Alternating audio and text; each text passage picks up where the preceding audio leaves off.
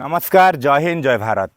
आज आमर 78तम स्वाधीनता दिवस 1947 मसीहा अगस्ट 15 तारिख में आम देश स्वाधीनता लाभ करथिला। भाई मैंने आमर ये देश स्वाधीनता लाभ करथिला। आमर देश गणतंत्र ये गणतंत्र बंची रहिबा दरकार।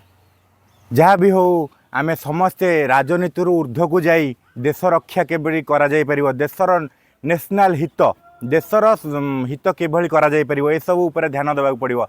राजनीति आज अच्छी काली नहीं, जो नेता भाई आज आम बाड़िया पिटा होचे से आज थी काली नथिबो, किंतु देश रही प्रथम प्रायोरिटी आम मानक यह हवा दरकार केमिति देश रहिबो, केमिति ए गणतंत्र रहिबो।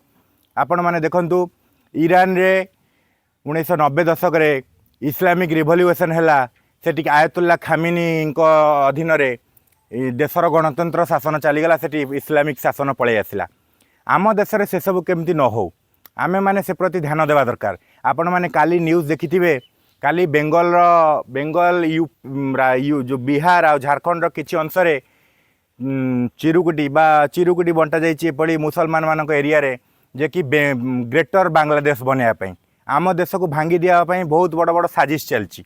आपण माने जानिथिबे जो सुखविंदर सिंह संधू खालिस्तान आंदोलन करुथिला, जे कि आम भारत देश को खंड विखंडित करी पंजाब को देश अलग करी खालिस्तान गठन करिया चाहूला, से इलेक्शन रे जीति जाइछि।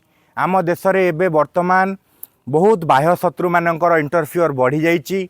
सेही बाह्य शत्रु माने आम देश को भांगी देबा को चाहुछंती। तेणु सबू भारतीय मानक मु अनुरोध करुछि, आपण माने सबू उपरे देश को रखंतु।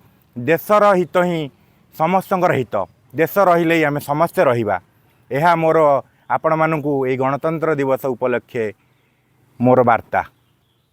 जय हिंद जय भारत।